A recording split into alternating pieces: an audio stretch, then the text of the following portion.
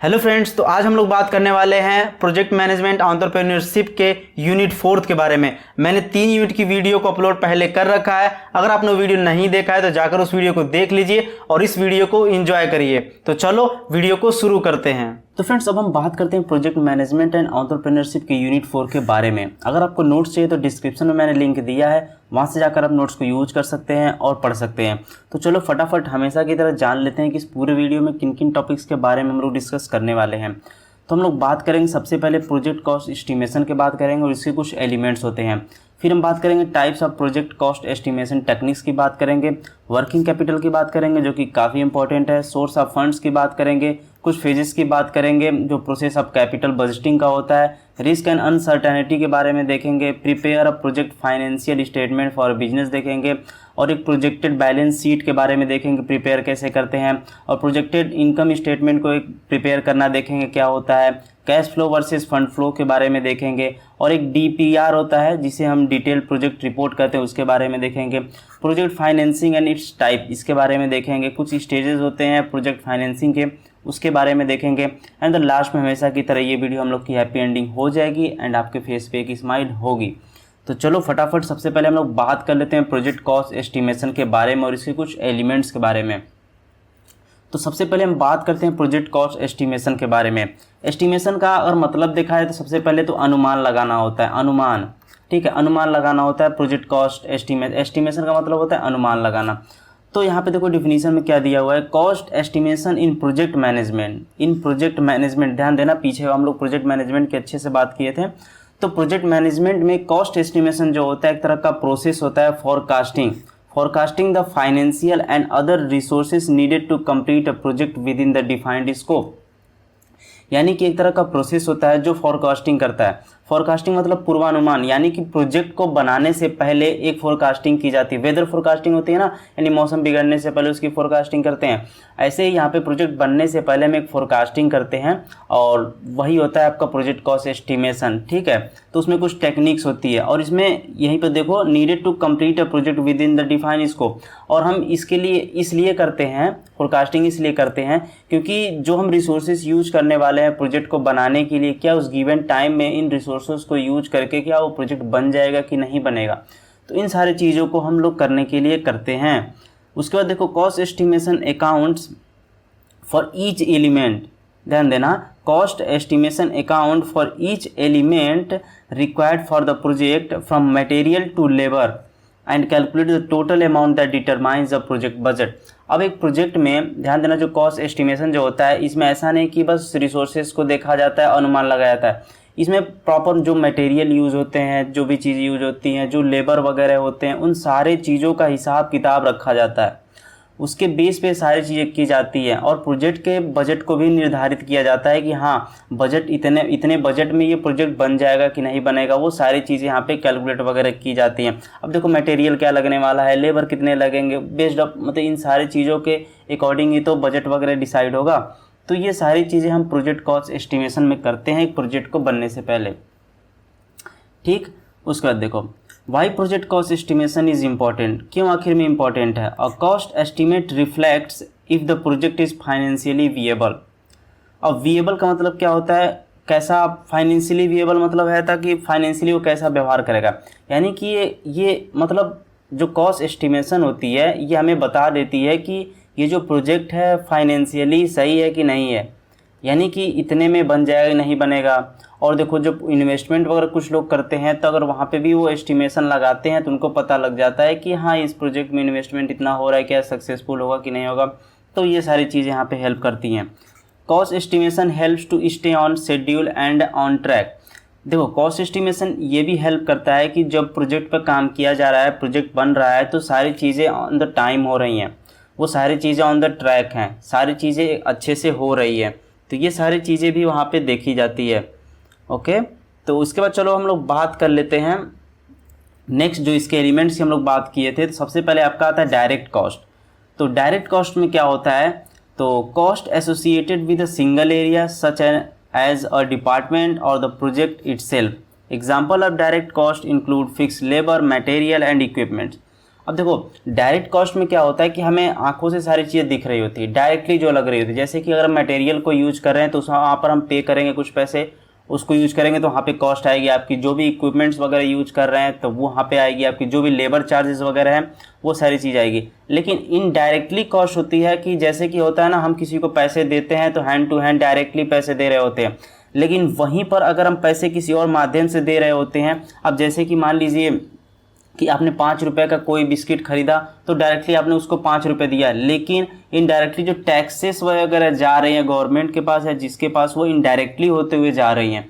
तो ऐसे ही चीज़ें होती है। इनडायरेक्ट कॉस्ट में क्या होता है, कॉस्ट इनकर्ड यानी कि खर्च करना, ठीक है, incurred by the organisation at large, यानी जो मतलब लार्ज स्केल पे जो ऑर्गेनाइजेशन खर्च करती है वो जो कॉस्ट होती है, such as utilities and quality control. अब देखो जो भी यूटिलिटी होती है, ठीक है, जो भी यूटिलिटी और जो भी क्वालिटी कंट्रोल पे कॉस्ट वगैरह की जाती है वो आपका इनडायरेक्ट कॉस्ट वगैरह में आ जाती है, ठीक। अब जैसे क्वालिटी कंट्रोल में देखो क्या होता है कि कभी कभी जब प्रोजेक्ट पे काम किया जाता है तो चीज़ें फेल भी होती हैं थोड़ी कहीं पर, तो यानी कि वहाँ पे फिर पैसे और लगाने पड़ते हैं, कॉस्ट और देनी होती है, तो वहाँ पे इनडायरेक्टली काफ़ी चीज़ें खर्च हो रही होती हैं, तो वो चीज़ें होती हैं। सम टिपिकल एलिमेंट्स में अगर देखें तो जैसे कि देखो मतलब कुछ एलिमेंट्स होते हैं प्रोजेक्ट कॉस्ट एस्टिमेशन में जो हम लोग बात किए थे, जैसे लेबर हो गया, the cost of team members, जो टीम मेंबर्स काम करेंगे प्रोजेक्ट में, जिस प्रोजेक्ट पे काम कर रहे होंगे तो उसकी कॉस्ट होती है लेबर की कॉस्ट, तो ये भी एक एलिमेंट के अंदर आ गया, ओके। और देखो वेजेस मतलब जो वेतन देते हैं हम लोग और जो भी टाइम होता है, ठीक है, उसके अकॉर्डिंग ये एक एलिमेंट हो गया। यार देखो जो लेबर होता है वो भी तो एक एलिमेंट हो गया। जैसे कि डायरेक्ट कॉस्ट हम लोग बात किए थे, अब लेबर कोई काम करेगा तो वो पैसा लेगा, उसको हम कुछ वेतन देंगे उसके टाइम के अकॉर्डिंग। उसके बाद देखो हम कुछ मटेरियल्स यूज करेंगे, कुछ सॉफ्टवेयर इक्विपमेंट्स वगैरह यूज करेंगे, ठीक है, प्रोजेक्ट में, तो उसकी भी कॉस्ट आएगी। उसका देखो facilities, the cost of using any working space not owned by the organisation. हो सकता है हम किसी प्रोजेक्ट पे काम कर रहे हैं और हमें कुछ और स्पेस की ज़रूरत पड़ी और वो स्पेस ऑर्गेनाइजेशन की ना हो, किसी और ऑर्गेनाइजेशन की हो, तो वहाँ पे भी ये कॉस्ट वगैरह पे करनी पड़ती है। वेंडर्स होती है, अब देखो कुछ थर्ड पार्टी हायरिंग करना पड़ता है कुछ थर्ड पार्टी लोगों को, तो वहाँ पे भी इसकी कॉस्ट आती है। फिर उसका देखो कुछ रिस्क होती है, अब देखो the cost of any contingency plans implemented to reduce risk. अब देखो कभी कभी ऐसा होता है कुछ ऐसी रिस्क आ जाती है जिसे हमें सारी चीज़ें रोक के सॉल्व करनी होती है, ठीक है, तो वहाँ पे भी तो कुछ कॉस्ट वगैरह लगती है। तो ये सारी चीज़ें आती हैं और ये एलिमेंट्स होते हैं। आई होप कि आपको समझ में आए होंगे। अब बात करते हैं वर्किंग कैपिटल के बारे में। वर्किंग कैपिटल काफ़ी इंपॉर्टेंट है, इसे ध्यान से आप लोग समझना। तो हम बात करते हैं वर्किंग कैपिटल की। तो वर्किंग कैपिटल को थोड़ा अंदर समझने से पहले मैं एक सिंपल बताता हूँ। वर्किंग मतलब क्या होता है, किसी चीज़ पे काम चल रहा हो, और कैपिटल मतलब क्या होता है, पूंजी, ठीक है। तो अब यहाँ पे देखो ध्यान समझना इसकी डिफिनीशन। जब कंपनी कोई चल रही होती है और उसके डे टू डे ऑपरेशन में जो भी खर्चे लगते हैं वही आपका आता है वर्किंग कैपिटल में, समझ में आया। यानी कि कोई कंपनी वर्किंग फेज में है और उसको चलाने के लिए जो पैसे खर्च किए जा रहे हैं वही सारी चीज़ें आपकी आ रही होती हैं वर्किंग कैपिटल में। अब चलो नीचे आते हैं और डिफिनीशन को समझने की कोशिश करते हैं। वर्किंग कैपिटल मैनेजमेंट, अब ध्यान देना, वर्किंग कैपिटल मैनेजमेंट, यहाँ पर मैनेजमेंट की हम लोग बात करेंगे। Working capital management is essentially an accounting strategy with a focus on the maintenance of a sufficient balance. अब ध्यान में आ गया ना, सफिशिएंट बैलेंस, अब वही पूरा खेल है बैलेंस का जो मैंने बताया, between a company current assets and liabilities. अब ध्यान देना, इस बीच में हम लोग एसेट्स एंड लाइबिलिटीज़ की बहुत सारी बातें करेंगे, तो आपको एसेट्स एंड लाइबिलिटीज़ के डिफरेंस आपको पता होनी चाहिए। मे भी आप लोगों में से बहुत सारे लोगों को पहले से पता होगा। तो अगर हम बात करते हैं एसेट्स की बात करते हैं, सबसे पहले हम एसेट्स की बात करते हैं और फिर हम लोग बात करेंगे लाइबिलिटीज़ की, ठीक है, लाइबिलिटीज़ की फिर बात करेंगे। तो अभी हम लोग बात करते हैं एसेट्स की। तो एसेट्स मतलब बेसिकली क्या होता है कि ऐसी चीज़ होती है, ऐसी आपकी संपत्ति एक तरह की होती है जो आपको प्रॉफिट दे रही होती है, ठीक है। फॉर एग्जांपल मैं एक एग्जांपल लेके आपको समझाता हूँ कि जैसे कि आपने कोई ज़मीन खरीद लिया, कुछ पैसे लगाकर, अब वो पैसे आपके फिक्स हो गए वहाँ पे, अब वो ज़मीन का रेट बढ़ता रहेगा। ऐसा नहीं कि आपने ज़मीन खरीद लिया आप लॉस में कभी जाएंगे, नहीं जाएंगे। अब लाइबिलिटीज़ में क्या होता है कि आपने कुछ पैसे लोन ले लिए, 1 लाख रुपए लोन ले लिए, ठीक है। तो ये आपकी एसेट नहीं होगी, लाइबिलिटीज़, यानी कि इसलिए लाइबिलिटीज़ होगी क्योंकि ये आपका पैसा नहीं है 1 लाख रुपए, इसे आपको फिर चुकाने हैं कुछ दिन बाद जिस कंपनी या जिस ऑर्गेनाइजेशन जहाँ से बैंक वगैरह से लोन लिए हो। वैसे ही चलो एक एग्जांपल और समझाता हूँ। जैसे कि मान के चलिए आपके पास 1500 रुपये हैं, ठीक है, 1500 रुपये आपके पास हैं, इसमें से आपने जो 500 रुपये हैं किसी से लोन लिया है, मान के लोन लिया है, ठीक है। तो अगर एसेट्स की बात करें तो आपके पास ओनली 1000 रुपये हैं, ना कि 1500 रुपये हैं। यानी जो 1500 रुपये ये तो आपने लोन लिया, यानी कि कभी ना कभी ये 500 रुपये आपको चुकाने पड़ेंगे बैंक को, यानी कि आपके पास ओनली 1000 रुपये ही हैं, तो आपके एसेट्स होंगे। आई होप कि आपको समझ में आया होगा, ठीक है। तो एक रिच डैड पुअर डैड की किताब है, उसमें एसेट्स एंड लाइबिलिटीज़ के बारे में ही काफ़ी बातें की गई हैं। अब जैसे कि लाइबिलिटीज वो चीज़ होती है कि अगर हम उसे खरीदते हैं तो रिटर्न में हमें कुछ देती ही नहीं है, बल्कि वो हमसे लेती ही लेती है। अब जैसे कि कहा जाता है कि अगर हम एक महंगी कार खरीद लेते हैं और उससे कुछ रिटर्न नहीं मिलता है तो हमारी वो लाइबिलिटीज़ में चली जाती है, ठीक है। और जैसे कि हम लोग ज़मीन खरीद लेते हैं, लैंड खरीद लेते हैं और कुछ अपना घर बनवा के उस लैंड पर कोई घर बनवा के हम उसे किराए पर दे देते हैं, तो वो हमारा एसेट्स होता है, यानी कि हमें वहाँ से पैसे रिटर्न मिल रहे होते हैं, ठीक है। तो आई होप कि आप एसेट्स एंड लाइबिलिटीज़ के बीच में डिफरेंस को समझे होंगे। तो इसका काफ़ी इंपॉर्टेंट है, बीच बीच में इसका नाम आएगा, तो अगर आपका कॉन्सेप्ट क्लियर रहेगा तो आसानी से आप समझ पाएंगे। अब हम बात करते हैं नेक्स्ट पर। An effective working capital management system help businesses not only cover their financial obligations। अब देखो, जो ऑब्लिगेशन मतलब आप कह सकते हो दायित्व होता है, ठीक है। तो जो इफेक्टिव कैपिटल मैनेजमेंट होता है, ऐसा नहीं है कि ये बस आपका फाइनेंशियल ऑब्लिगेशन वगैरह को ही कवर करता है, नहीं, बल्कि ये आपकी जो अर्निंग होती है उसे भी बूस्ट करता है वर्किंग कैपिटल, ठीक है। तो बूस्ट भी इसमें होती है। अब इसके बाद देखते हैं कुछ टाइप्स ऑफ वर्किंग कैपिटल होते हैं, वो क्या होते हैं। अब देखो, पहला होता है ग्रॉस वर्किंग कैपिटल। ये बेसिकली वो होता है जैसे कि इसमें जो भी जितने भी फंड इन्वेस्ट किए गए रहते हैं आपके करंट बिजनेस में, जो भी बिजनेस आपका होता है उसमें जितनी भी चीज़ें फंड की गई रहती है वो आपका करंट एसेट्स होता है, ठीक है। वो आपका पूरा ग्रॉस वर्किंग कैपिटल होता है, ठीक। जैसे कि आप उसमें एग्जाम्पल के तौर पर ले सकते हो कैश आपका आ जाता है, और आपका इन्वेंट्री आ जाएगा, और जैसे कि कुछ मार्केटेबल सिक्योरिटी वगैरह, ये सारी चीज़ें आपकी आ जाती हैं ग्रॉस वर्किंग कैपिटल के अंदर, ठीक है। और उसके बाद बात करते हैं हम नेट वर्किंग कैपिटल। और देखो, ग्रॉस वर्किंग कैपिटल जो होती है हमेशा पॉजिटिव होती है। पॉजिटिव इन द सेंस आप मतलब घाटे में नहीं, ऐसा नहीं कि आपने लोन बहुत सारा पैसा लिया है उस पैसे को तो निगेटिव माना जाता है यहाँ पे। लेकिन ग्रॉस वर्किंग कैपिटल में क्या होता है, पॉजिटिव जो कैश होती है वही आपका होता है। अब देखो, हमने ग्रॉस वर्किंग कैपिटल की बात कर लिया, तो हम बात करते हैं नेट वर्किंग कैपिटल। तो नेट वर्किंग कैपिटल का फार्मूला बेसिकली होता है करंट एसेट्स माइनस आपकी करंट लाइबिलिटी, CL में लिख दिया। अब मान लीजिए करंट एसेट्स में आपका 1500 रुपये टोटल है, ठीक है, और इसमें से आपकी लाइबिलिटीज़ मान लीजिए कहीं से आपने 500 रुपये लोन लिए हैं, तो 500 रुपये माइनस कर दोगे तो 1000 रुपये आपके टोटल जो आएंगे वो नेट वर्किंग कैपिटल होगा, ठीक है। आई होप ये चीज़ आप लोग समझ गए होंगे।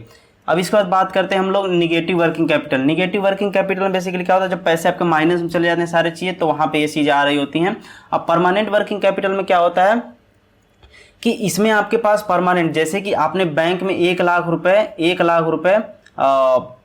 रुपए आपने बैंक में रख दिया है और वो आपका है, यानी कि वो आपके लाइबिलिटीज़ नहीं है, आपने कहीं से लोन नहीं लिया है, कुछ नहीं लिया है, यानी कहीं पर आपने इसको रखा है। और इसको इसलिए रखते हैं ताकि आप अपने जो बिजनेसेस वगैरह हैं उसे आप स्मूथली तरीके से आप उसे रन कर सकें, तो आपका परमानेंट वर्किंग कैपिटल में आता है। टेम्पररी वर्किंग कैपिटल में क्या होता है कि यहाँ पे जो आपकी कैपिटल होती है वो वेरी करती रहती है, यानी कि चेंजेस के अकॉर्डिंग ये इंक्रीज एंड डिक्रीज होती रहती है। तो इसमें इस टाइप को हम लोग टेम्पररी वर्किंग कैपिटल कहते हैं। तो आई होप ये चीज़ें आपको समझ में आई होंगी। तो अब हम बात करते हैं सोर्स ऑफ फंड्स, यानी कि फंड्स के जो सोर्सेस होते हैं क्या क्या होते हैं, उन सारी चीज़ों को हम लोग समझते हैं। अब देखो, फंड्स में सबसे पहले देखो, funds refers to the money required to start and run a business, यानी कि आपको बेसिकली आप लोग अवेयर होंगे, आप लोग शार्क टैंक वगैरह देखते होंगे यूट्यूब पर, तो ये सारी चीज़ें हम लोग सुनते ही रहते हैं। तो बेसिकली फंड्स क्या होता है, एक तरह का पैसे की रिक्वायरमेंट होती है किसी भी बिजनेस को स्टार्ट करना, उसको सक्सेसफुल तरीके से रन करने के लिए। फिर उसके बाद बात करते हैं फंडिंग फॉर प्रोजेक्ट में भी वी अ सिंगल सोर्स और थ्रू मल्टीपल इन्वेस्टर्स। हम फंडिंग किसी एक बंदे से ले सकते हैं अगर बहुत सारा पैसा मिल जाता है वहाँ से, या फिर हम मल्टीपल इन्वेस्टर्स को भी सर्च कर सकते हैं, वहाँ से भी फंडिंग हम लोग उठा सकते हैं। अब जैसे कि different types of fund for starting a projects are, मतलब बहुत सारे टाइप्स के फंड होते हैं जिससे हम अपने प्रोजेक्ट को स्टार्ट कर सकते हैं। जैसे कि गवर्नमेंट ग्रांट कर सकती है आपको, पार्टनर से फंड्स ले सकते हैं। जैसे कि आप कोई कंपनी शुरू कर रहे हैं, आपके पास पैसे नहीं है, अपने दोस्त को बोल सकते हैं, आप पार्टनर ढूंढ सकते हैं कहीं पर कि हाँ तुम मेरे साथ आ जाओ, तुमको इतना मैं पैसा दूंगा, तो पार्टनर बना सकते हैं आप कंपनी में, तो वहाँ से फंडिंग उठा सकते हैं। और देखो फंडिंग एक तरह से ऐसे नहीं होती है कि एक तरह से अगर फंडिंग देखो तो फंडिंग एक जगह कोई लोकेशन भी अपना दे सकता है, कोई जैसे कि पार्टनर है वो अपना ज़मीन दे सकता है, अपनी बिल्डिंग दे सकता है, इस टाइप की भी चीज़ें हो सकती हैं वहाँ पे। अब बोरोड मनी, आप कुछ पैसा किसी से मांग सकते हो कि हाँ भाई मुझे तुम पैसे दे दो, मैं बिजनेस करना चाहता हूँ, फिर कुछ दिन बाद मैं तुम्हें लौटा दूंगा, या फिर 1-2% पे आप पैसे लोन ले सकते हो वहाँ से। उसके बाद देखो डोनेशन की मदद से भी आप कुछ पैसे निकाल सकते हो। जैसे कि डोनेशन में क्या होता है कि आप कोई ऐसे बिजनेसेस करना चाहते हो जो समाज के लिए है, तो बहुत सारे लोग डोनेशन वगैरह करते हैं उसके लिए, तो वहाँ से भी पैसे आप रेज कर सकते हो। क्राउड फंडिंग क्या होती है कि बहुत सारे स्टार्टअप्स वगैरह की चीज़ें कहीं पर चल रहा होता है, तो वहाँ पर आप जाते हैं, अपने मॉडल्स वगैरह को प्रेजेंट करते हैं, तो वहाँ से भी हम कुछ फंडिंग उठा के लाते हैं अपने। अगर आपका लोगों को पसंद आता है आइडिया मॉडल, तो वहाँ से आपको क्राउड फंडिंग वगैरह मिलती है। फिर एक सेलिंग अप होता है, यहाँ से भी आप फंडिंग वगैरह रेज कर सकते हो। देन अब इसके बाद बात करते हैं सोर्स ऑफ फंड्स की। तो ये जो हमने बात किया कुछ टाइप्स के फंड की बात किया कि इस टाइप्स के फंड होते हैं, ऐसे हम लोग निकालते हैं। तो अब कुछ सोर्सेस की बात करते हैं। The main source of funding are retained earning. ठीक है, रिटेन्ड अर्निंग तो बेसिकली जो सोर्स होता है ना, अर्निंग मतलब मेन चीज़ होता है जो कमा रहे हैं आप उसको मेंटेन करना होता है। डिप्ट कैपिटल होता है, इक्विटी कैपिटल होता है आपका, और companies use retained earning from businesses operation to extend और distribute dividend to their shareholders. अब देखो यहाँ पे कुछ वर्ड्स यूज हुए हैं, मे बी आपको ना पता हो। तो रिटेंड का मतलब होता है बेसिकली किसी भी चीज़ को एक तरह से कह सकते हैं बनाए रखना यानी कि जो अर्निंग है, ठीक है, मेन सोर्स जो होता है ना अर्निंग, यानी अर्निंग को आपके बनाए रखना, ठीक है, अर्निंग को आपको बनाए रखना। और डेब्ट कैपिटल, ठीक है, इक्विटी कैपिटल, इक्विटी मतलब वो हिस्सेदारी वाला, शार्क टैंक में आता है ना, लोग 1-2% 10% इक्विटी करते हैं, तो इक्विटी कैपिटल यानी उसकी भी पूंजी बनाए रखना। फिर कंपनी यूज रिटेन्ड अर्निंग, ठीक है, रिटेन्ड अर्निंग यानी कि कंपनी रिटेन्ड अर्निंग यूज करती है क्योंकि वो चाहती है कि हमेशा अर्निंग मेंटेन रहे, बनती रहे। From business operation to expand और distribute dividend to their shareholder. Dividend मतलब जो लाभ मिलता है आपको कंपनी से, वो अपने शेयर होल्डर्स वगैरह को, शेयरधारक जो भी शेयर होल्डर्स होते हैं उनको देना, उनको बांटना। Businesses raise funds by borrowing डेब्ट प्राइवेटली फ्रॉम बैंक और बाय गोइंग पब्लिक। यानी कि देखो जो बिजनेसेस होते हैं वो फंड को कैसे रेज करते हैं, मतलब बैंक से प्राइवेटली जाके मांग लेते हैं, कर्जा लेते हैं, वहाँ से वो लोग रेज करते हैं। तो कुछ बात कर लेते हैं क्लासिफिकेशन की, ठीक है, जो सोर्सेज ऑफ फंड की होती है। तो पहला होता है यहाँ पर आपका on the basis of period, एक पीरियड टाइम पे, जैसे कि साल का, 6 महीने का, 1 महीने का, इसके अकॉर्डिंग होता है। तो सबसे पहले जो आपका आता है लॉन्ग टर्म। तो लॉन्ग टर्म बेसिकली क्या हो रहा है, तो यहाँ पे काफ़ी लंबे टाइम के लिए आपका हो रहा होता है।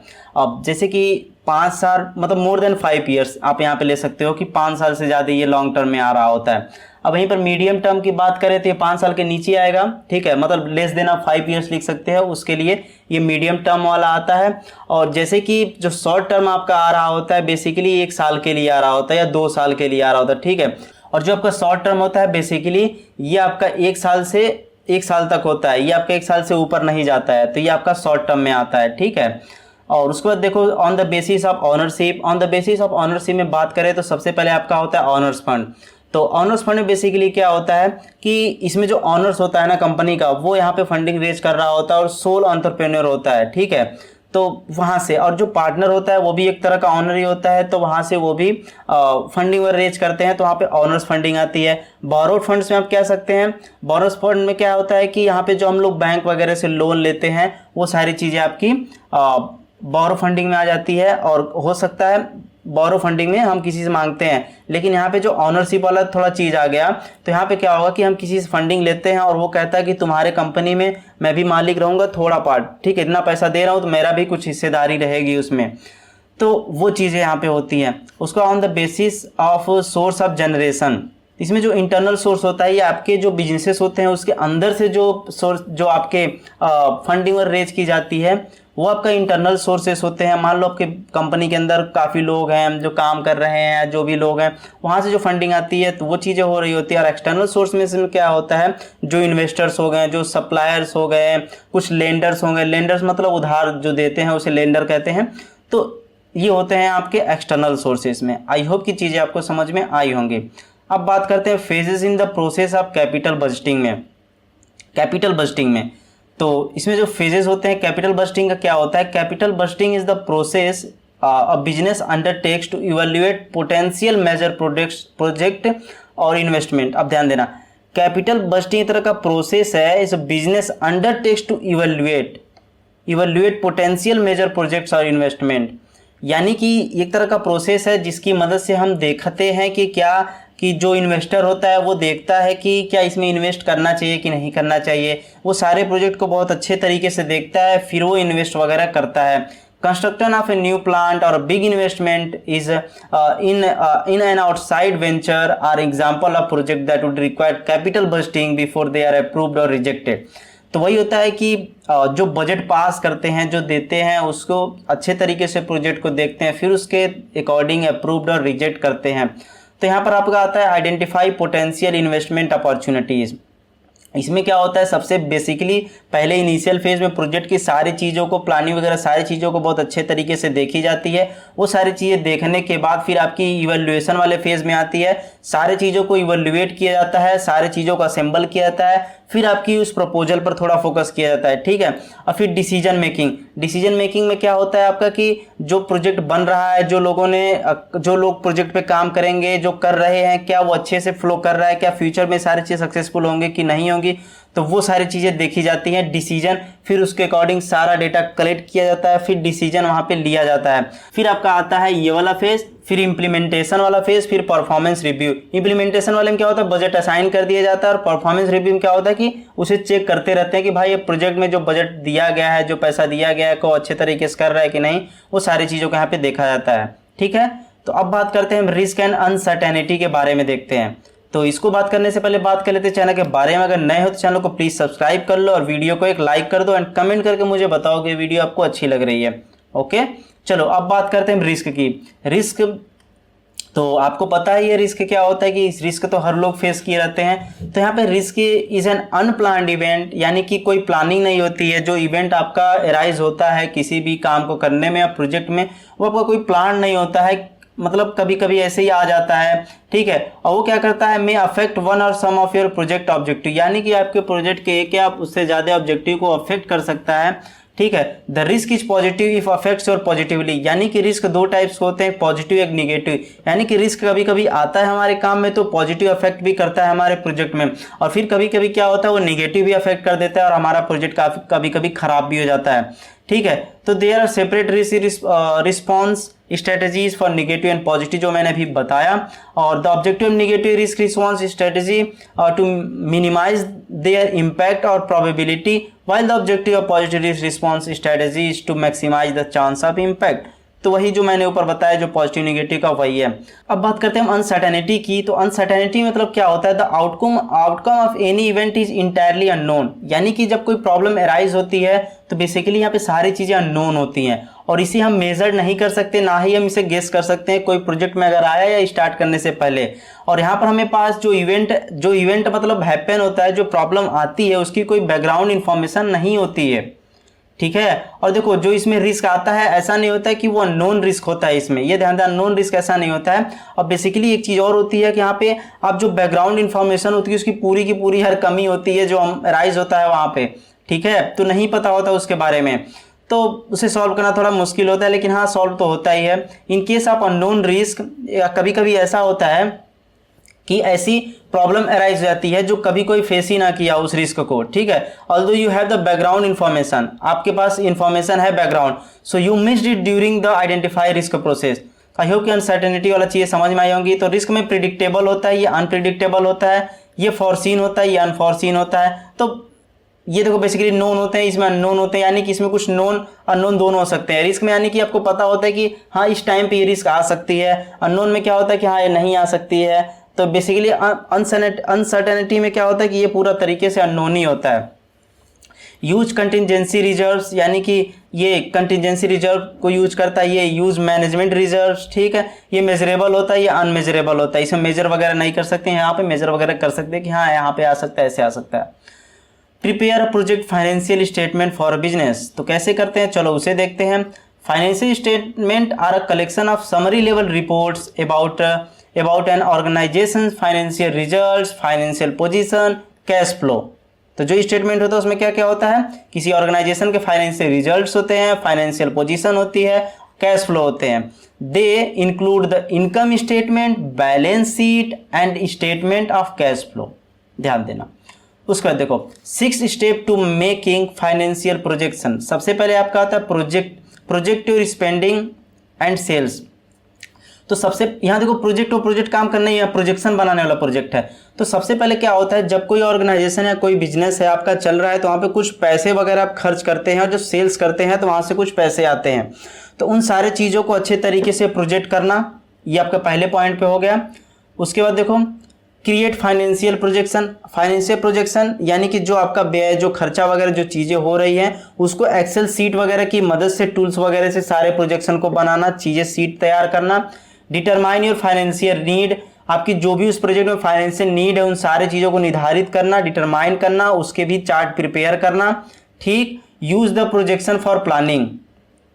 जब प्रोजेक्ट की प्लानिंग वगैरह होती है तो वहाँ पे हम लोग यूज करते हैं प्रोजेक्शन की। क्या करते हैं कि प्रोजेक्शन बनाते हैं। जैसे कि क्या होता है कि प्रोजेक्ट के टाइम में कुछ ऐसे इवेंट, अनएक्सपेक्टेड इवेंट्स वगैरह अराइज हो सकते हैं, तो उसके अकॉर्डिंग हम लोग एक प्रोजेक्शन बनाते हैं, ठीक है, तो उसको सॉल्व करने के लिए।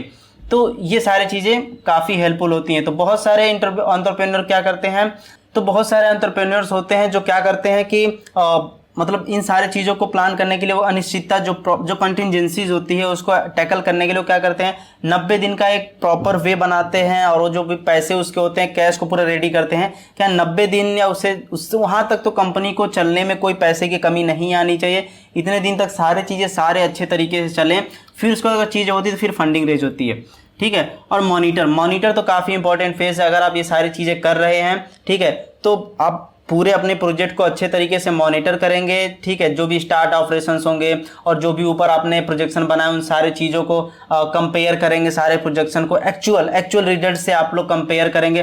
फिर वो सारी चीज़ें करने के बाद फिर आप सारे चीज़ों को रेडी करेंगे और एक लास्ट में आपकी एक चीज़ें बन के रेडी हो जाएंगी, ठीक है। जो भी कैश फ्लो साइकिल होती है, जो कंपनी में खर्चे हो रहे हैं, जो फाइनेंशियल वाली प्रॉब्लम आती है, वो सारी चीज़ों को हम लोग करके रेडी करके मॉनिटर मतलब रेडी करके बनाते हैं। तो बनाएंगे कैसे, जब मॉनिटर करेंगे अच्छे तरीके से तभी तो ये सारी चीज़ें हम लोग यहाँ पे करते हैं। अब हम बात करते हैं steps in preparation of projected balance sheet. Balance sheet बनाने के लिए हम क्या क्या स्टेप्स लेते हैं, तो बेसिकली ये projected balance sheet is also refers to as a pro forma balance sheet. It shows the estimation of the total assets and total liabilities of any businesses. अभी मैं एक एग्जांपल दिखाऊंगा जिसमें हम टोटल एसेट्स एंड लाइबिलिटीज को कैसे present करते हैं। और तो यहाँ पर स्टेप्स पहले देख लेते हैं। Calculate cash in hand and cash at the bank. तो सबसे पहले हम क्या करते हैं कि जो हमारे हाथ में पैसा है उसे कैलकुलेट करते हैं, और जो हमारा बैंक में पैसा है उनको सारे चीज़ों को लेके हम लोग कैलकुलेट करते हैं। फिर उसके बाद कैलकुलेट फिक्स्ड एसेट्स आता है। तो इसे कैलकुलेट करने के लिए हम लोग क्या कर सकते हैं कि हम अपने बिजनेस में जितने भी खर्चे किए सारी चीज़ों को एक लिस्ट तो कहीं पर डेटा तो रहेगा, उनको लेके कर सकते हैं। या फिर जो कैश मेमो हो और जो पिछले की बिल आपकी हो वो सारी चीज़ों को लेके हम इसको कैलकुलेट कर सकते हैं। तीसरा स्टेप क्या होता है, calculate value of financial instruments, ठीक है। तो इसमें क्या होता है कि मतलब आपने जो इन्वेस्ट किया है जैसे कि शेयर्स में, बॉन्ड्स में, या फिर जो भी अदर फाइनेंशियल इंस्ट्रूमेंट्स हैं, तो उन सारी चीज़ों को लेके हम लोग इसको कैलकुलेट करते हैं। उसके बाद देखते हैं कैलकुलेट योर बिजनेस अर्निंग। उसके बाद जो बिजनेस आप कर रहे हैं उसमें जो अर्निंग आपकी हो रही है, जो भी सेलिंग वगैरह आप कर रहे हैं उसको करते हैं। लेकिन ध्यान देना वहाँ पे जो एक्सपेंसेस वगैरह होते हैं उनसे कंपेयर करते हैं, ठीक है, अपने आपके इनकम से। और लॉस भी तो होती है कंपनी में, सारी चीज़ों को प्लस माइनस करके उसके बाद हम इसको कैलकुलेट करते हैं। उसके बाद देखो कैलकुलेट बिजनेस लाइबिलिटीज़। बिजनेस की जो लाइबिलिटीज़, मैंने भी लाइबिलिटीज़ क्या होती है, जो लोन वगैरह हम लोग लेते हैं उन सारी चीज़ों को भी तो बिजनेस में आपको कैलकुलेट करना पड़ेगा। तो उन सारे चीज़ों को भी हम लोग कैलकुलेट करते हैं। फिर एंड द लास्ट में आपका आता है बिजनेस के कैपिटल। ठीक है, तो हम लोग बिजनेस कैपिटल कैसे करते हैं, बिजनेस कैपिटल जो भी लायबिलिटीज़ वगैरह होती है उनको हम उसमें से टोटल में से माइनस कर देते हैं, और जो एक्चुअल में पैसा आपका कैपिटल बचता है तो वहाँ से हम कैलकुलेट कर लेते हैं। उसके बाद देखो ये आपको एक इमेज मिल जाएगा, यहाँ पर देखो टोटल एसेट्स इधर कैलकुलेट किया गया और टोटल लायबिलिटीज़ एंड इक्विटी इधर किया गया। ठीक है, तो ऐसे ही कैलकुलेट की जाती है और ऐसा ही आपका एक बन के आता है प्रोजेक्टेड बैलेंस शीट। ठीक, अब बात करते हैं preparation of projected income statement को, देखते हैं कैसे क्रिएट करते हैं। तो एन इनकम स्टेटमेंट और profit and loss account is one of the financial statement a company requires to balance their accounting books and calculate the financial health of the company. Basically income statement इसलिए बनाया जाता है ताकि company को अपने company को पता चले कि उसकी कंपनी कैसी चल रही है, लॉस में जा रही है कि प्रॉफिट में जा रही है, तो ये सारी चीज़ें देखने के लिए करते हैं। तो एक राइट मतलब लिखने के लिए इनकम स्टेटमेंट हम क्या क्या करते हैं, तो वहाँ पे आपको सबसे पहले पिक अ रिपोर्टिंग पीरियड। ठीक है, सबसे पहले तो आपको एक रिपोर्टिंग पीरियड पिक करना पड़ेगा। तो रिपोर्टिंग पीरियड बेसिकली क्या होता है पहले उसे समझते हैं। तो बेसिकली रिपोर्टिंग पीरियड जो होता है कि हम इसके एनुअली, क्वार्टरली या मंथली बेसिस पे बनाते हैं, एक पीरियड सेलेक्ट करते हैं ना, कितने पीरियड की हम लोग रिपोर्ट बनाएंगे, तो मंथली, क्वार्टरली या एनुअली, इसके अकॉर्डिंग हम लोग एक पीरियड लेते हैं और उसके अकॉर्डिंग हम लोग रिपोर्ट थोड़ा रेडी करते हैं। और देखो क्या होता है कि बड़े बिजनेसेस के लिए थोड़ा अलग वेरी करता है और छोटे बिजनेसेस के लिए बेसिकली ये हम लोग क्वार्टरली ले सकते हैं, मंथली ले सकते हैं, इस बेस पे हम लोग रिपोर्टिंग पीरियड चूज करते हैं। Generate a trial balance report, तो ट्रायल बैलेंस रिपोर्ट जनरेट करने के लिए आपको कुछ उतना करना नहीं होता है, कुछ क्लाउड बेस्ड अकाउंटिंग सर्विसेज वगैरह प्रोवाइड करती हैं बहुत सारी कंपनी, बहुत सारे सॉफ्टवेयर हैं, तो उसकी मदद से आप इसको बना सकते हैं। फिर कैलकुलेट योर रिवेन्यू। अब देखो रिवेन्यू आपका रिवेन्यू मतलब क्या होता है, आपका जो भी रेवेन्यू जनरेट हुआ है उसको कैलकुलेट करना। अब जैसे कि जो आपका टोटल सेल हुआ, सेल्स जितने आपने किया, ठीक है, रिपोर्टिंग पीरियड अब से 3 महीने का बना रहे, 3 महीने में जितना आपका रेवेन्यू जनरेट हुआ है उन सारी चीज़ों को लेना। ठीक है, तो उन सारी चीज़ों को ऐड करना, उन सारी चीज़ों को कैलकुलेट करना। और जैसे कि देखो 3 महीने में हम वो भी लेते हैं कि जैसे कि आप किसी ने पेमेंट किया और पेमेंट आपको नहीं मिला या पेमेंट आपका पेंडिंग में है, तो वो वाली पेमेंट भी हम इसमें लेते हैं, कैलकुलेट करते हैं। ठीक है, उसके बाद चलो नेक्स्ट बात करते हैं determine cost of goods sold, यानी कि जो आपका सामान बिक गया है, ठीक है, उसकी कॉस्ट को भी कैलकुलेट करना। तो उन सारी चीज़ों को कैलकुलेट करके उसको रेडी कर लेना ताकि जब बैलेंस रिपोर्ट बनाएंगे तो उसमें सारी चीज़ों को हम लोग डालेंगे।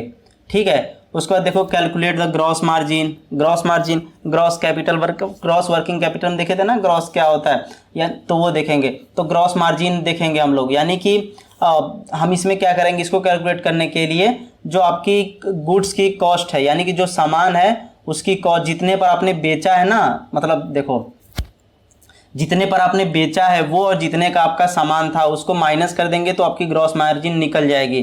ठीक है, तो इस कैलकुलेशन को हम लोग लेंगे और उसके बाद आपका आगे का काम करेंगे। तो आगे वाला फेज क्या आएगा, तो आगे आपका आएगा इंक्लूड ऑपरेटिंग एक्सपेंसेस आएगा। तो ऑपरेटिंग एक्सपेंसेस में क्या होता है, किसी बिजनेस को चलाने के लिए वहाँ पे आपको कुछ एक्सपेंसेस लगते हैं उस बिजनेस को चलाने के लिए, तो वहाँ पे कुछ सेलिंग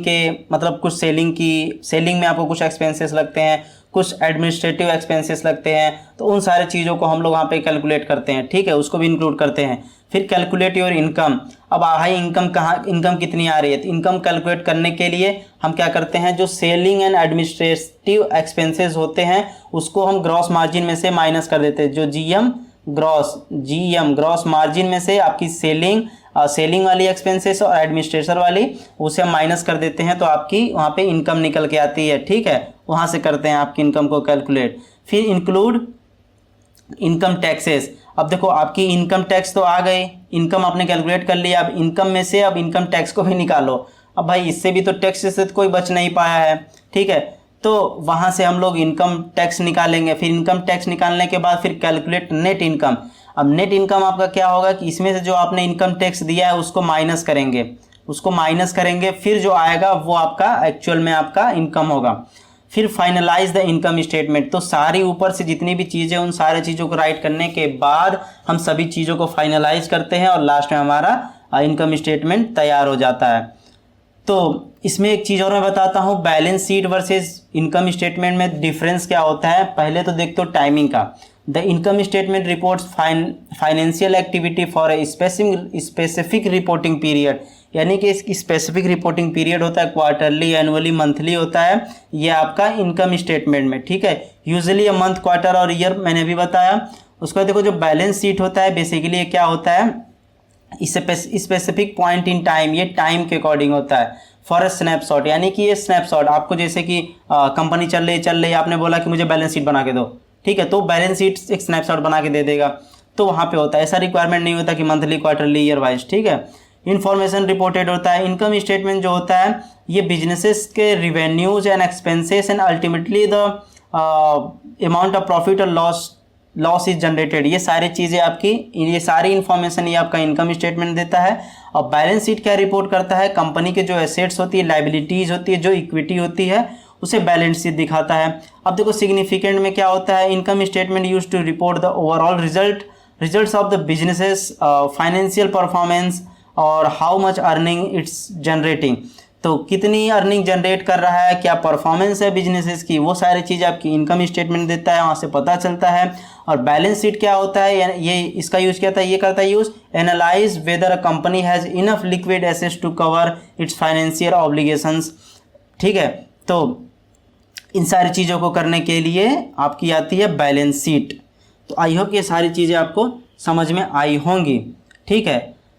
उसके बाद देखो इनकम स्टेटमेंट जो मैंने अभी पीछे बताया कि लास्ट में हम नेट प्रॉफिट निकालते थे ना, तो कैसे निकलता है, देखो सारी चीज़ें मैंने पीछे बताया वही आया है। Sales revenue, cost of goods sold, वो हमने निकाला था। जनरल एक्सपेंसेस ये आपकी, फिर उसके बाद आ गया मार्केटिंग एक्सपेंसेस, एडमिनिस्ट्रेटर, सेलिंग वगैरह में एक्सपेंसेस आ गया, ऑपरेटिंग अर्निंग आ गया, इंटरनल एक्सपेंसेस क्या खर्च हुए थे आपकी, अर्निंग बिफोर इनकम टैक्स के क्या हुआ था, फिर इनकम टैक्स एक्सपेंसेस क्या थे। तो सारी चीज़ें करने के बाद आपका मतलब नेट प्रॉफिट आपका इतना आ रहा है। देखो स्टार्टिंग कहाँ से हुई थी, सेल से 57,000 से शुरू हुई है और यहाँ पर लास्ट में आपकी $6,000 पे गई है। तो अब देख लो सारे से कटने पिटने के बाद कितना प्रॉफिट बचा है। अब देखो कैश फ्लो और फंड्स फ्लो क्या होता है स्टेटमेंट। तो यहाँ पे आपका बात करने से पहले हम बात कर लेते हैं चैनल के बारे में। अगर आपने चैनल को नहीं सब्सक्राइब किया तो सब्सक्राइब कर लीजिए, प्लीज़ एक लाइक कर दिए ताकि मुझे अच्छा लगे कि वीडियो आपको पसंद आ रही है। यहाँ पर मैंने cash flow end funds flow statement का दिया है, जिसे आप पढ़ लीजिएगा, आपको समझ में आ जाएगा। उसके बाद देखो डिटेल प्रोजेक्ट रिपोर्ट की बात करते हैं, क्या होता है इसे शॉर्ट में DPR बोलते हैं। तो सबसे पहले बात करते हैं after the planning and designing part of a project are completed और detailed project report is prepared. अब जब हम स्टार्टिंग में हम लोग बात किए थे कि सबसे पहले हम प्लानिंग एंड डिजाइनिंग फेज करते हैं, फिर उसके बाद एक्चुअल प्रोजेक्ट पे काम करते हैं, तो जो उसके बाद वाला जो फेज होता है वही आपका डिटेल्ड प्रोजेक्ट होता है। फिर उसके बाद देखो a detailed project report is a very extensive and elaborative. अब एक्सटेंसिव का मतलब क्या होता है कि कह सकते हो व्यापक कह सकते हो, और इलेबोरेटिव मतलब होता है विस्तृत, ठीक है, होता है ना इलेबोरेट करना किसी भी चीज़ को, तो उस टाइप का, ठीक है।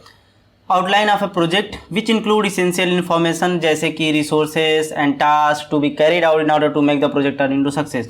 यानी ये क्या क्या चीज़ें कंटेन करता है, जो भी रिसोर्सेज आप यूज करने वाले हैं प्रोजेक्ट में, जो टास्क असाइन है, वो सारी चीज़ों को ये कंटेन करता है ताकि जो प्रोजेक्ट को सक्सेसफुल होने में जो हेल्प करेंगे। It can also be said that is the final blueprint of a project. एक तरह का फाइनल ब्लूप्रिंट होता है एक प्रोजेक्ट का। अब कुछ पॉइंट्स हैं, चलो उसे देख लेते हैं, ठीक है, जो एक प्रोजेक्ट को सक्सेसफुल होने में हेल्प करती है या डिसाइड करती है कि प्रोजेक्ट सक्सेसफुल होगा कि नहीं होगा। पहला देखो completion of the project within the stipulated period. Stipulated period का मतलब क्या होता है कि एक टाइम तय करते हैं, एक पीरियड तय करते हैं, किस पीरियड के अंदर ये प्रोजेक्ट तैयार हो जाना चाहिए, रेडी हो जाना चाहिए, तो वो देखा जाता है। उसके बाद देखो priority to client satisfaction by delivering quality product after the completion of the project.